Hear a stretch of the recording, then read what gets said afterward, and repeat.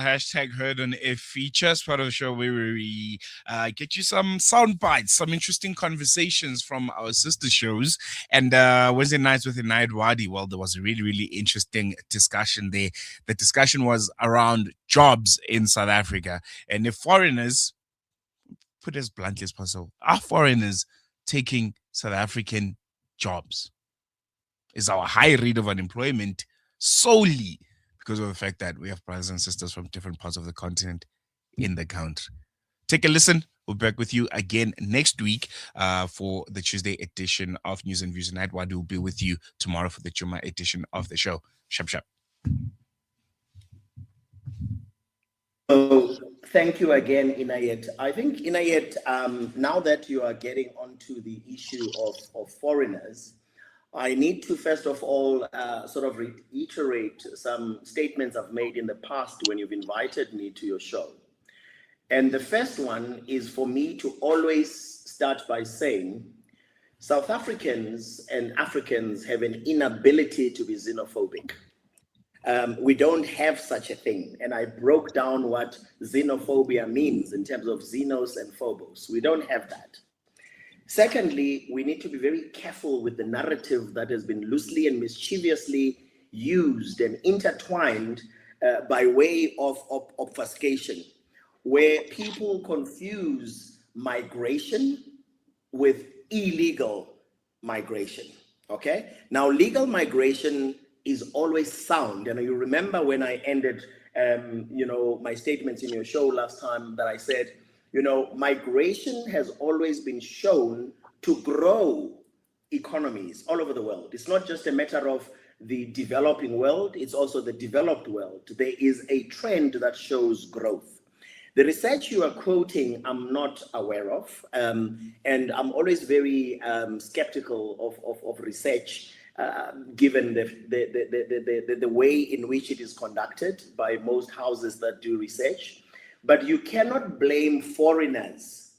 I want to repeat, you cannot blame foreigners for a loss of jobs, but there are certain elements we need to cover, okay? So when we are talking about illegal immigration, remember that some of these illegal people are the ones that are able, together with the collusion or together with the collaboration of very mischievous employers on the ground, that in a way of avoiding the Convention 131 of the ILO, the minimum wage dispensation that South Africa has got, they will have low earning jobs that they set aside for people that they know they can exploit, right?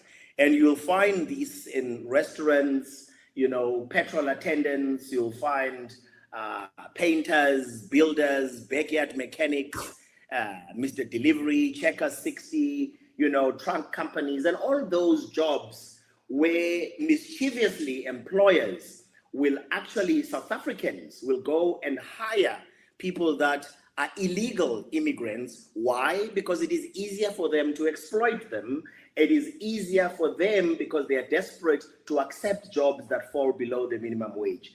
And there, yes, there's a contribution by foreigners, but when I mention this, it is illegal foreigners, not the legal foreigners, because the ones that are here on legal permits, one has to also assume, even though we know there's a systemic failure in South Africa, one also has to assume that they're also bringing skills that we may not have. But remember my introduction, that by way of our employment policy structure and strategy that has been wanting, we have no idea really what skills we have in South Africa and what skills we don't have. But if you were to accept that there are certain jobs that are set aside for people who don't have papers, who are undocumented, from that point of view, even though it's small, comparatively speaking, the foreigners can be blamed for it. But overall, you can't blame all migrants because that would be irresponsible and reckless. You can't blame everyone that comes out of South Africa because for me, the 4% you talk about sounds just about right. But the real elephant in the room is that the South African government has failed to enable the creation of jobs. The South African government has failed to actually find a way in which we have a structured approach to what our economy requires, to economic development. But we also have, and I've experienced this personally, we also have a situation where when you are trying to create jobs in South Africa, you have departments of government at national and provincial level that actually fail to do things in a manner and a process that is transparent.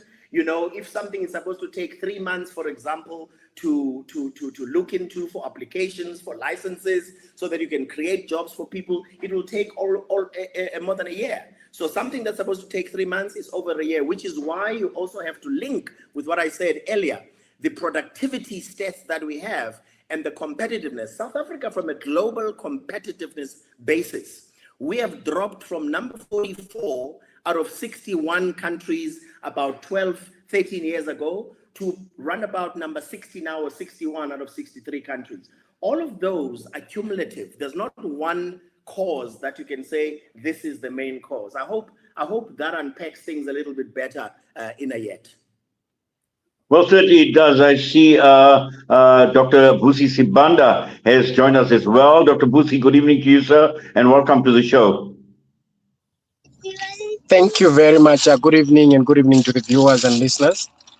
Yes, we do appreciate you taking time out, Dr. Sibanda, and I'm sure you've heard part of the discussion already with my guest, and just to bring you into the discussion as well, and just to get your understanding from the African Diaspora Forum in terms of how you see this playing out, but more importantly, in terms of the job crisis. And we heard Mthunzi speak about separating migration from the reality on the ground, particularly when we're talking about joblessness and unemployment as well. So just your thoughts, because I know you've been quite vociferous, but also at the same time, you have been following these developments.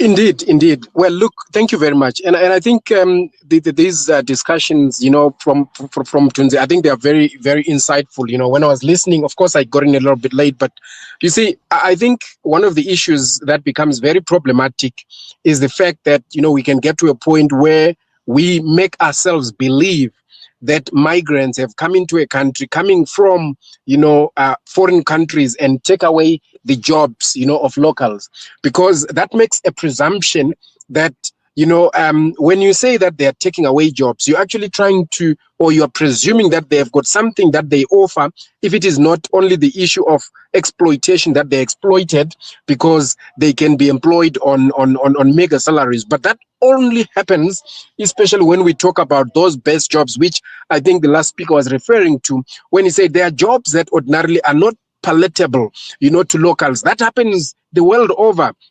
There are certain jobs that you'll see that people that take those particular jobs, they would not ordinarily be taken by locals because they look at them as, jobs that are not attractive or that ordinarily debase them. So that notion on its own is obviously very problematic. But then coming to the crux of the issue, really, to say, when you look at, the number of migrants that are in the country and say, they have taken away the jobs. One, again, is making that presumption, which says that, migrants, come here and forcibly, not without any maybe form of competition, or they take away, jobs. But that cannot be true to the extent that we can have the numbers, unemployment numbers sitting at where they are sitting at, base at 32, and, the youth at about 45 or 48. So I think, we should be in a position to deal with issues that are a problem in the country, rather than to scapegoat them and run away from facing the issues of the failure of the economy to stimulate the economy, to create more jobs, and to say there are problems that are related with job creation, jobs that are also attractive. Because I think, to borrow what was said by the last speaker, the issue is, it is not just an issue of jobs. People that live in any country will say we are unemployed, but there are certain jobs that they will not want to take. So those jobs that are created must, one, live up to the expectations, of the people in the country. And even the people that go around, talking about unemployment and talking about businesses, they will be telling you that, no, I'm not in business, for example, but I just want those that want to be in this spaza shop business to go into that business because I'm not a business person, because they do not find that attractive, or they find that it might be more demanding in the manner in which it is run by those that are running it, to the extent that they will not be attracted to get into it. So it's not just an issue of jobs not being available, but it's an issue of the jobs that are available, the kind of jobs that are within the expectations of the people. You've got graduates. So many graduates are unemployed. But if you tell the graduates that are unemployed that go and work, in a spaza shop and be employed as a shopkeeper, assistant, they'll be laughing at you. So if we would talk about that, the migrant community that is employed in professional jobs is only those that fit the caliber of critical skills. And those that are not critical skills are people that are qualified enough, that have left their countries because they could not maybe find those jobs, and would not ordinarily come and settle for a job that is paying them much less than what they are worth. Well, certainly, Dr. Vusi, find it for them to leave, the country and go somewhere else, to find another job. Yes, Dr. Vusi, but I think Orapeleng, Dr. Vusi speaks about, and he mentioned the word scapegoating. And I think this is important because this is a word that is a term that is used very, very often these days. And I'm not too sure how loosely the term scapegoating is used. And this in reference to anti-immigrant sentiment that actually exists. And to a large extent, we know social media is to blame, and that is out of control at this point in time, because a lot of the type of scapegoating that we see appears mainly on social media. And just your thoughts, looking at it from an African perspective, where social media is being used to scapegoat migrants and people from other parts around the continent. I think it is important. Thank you very much. I think it is important to indicate that part of these particular problems are created because we are living in the world, or in the times of misinformation and disinformation.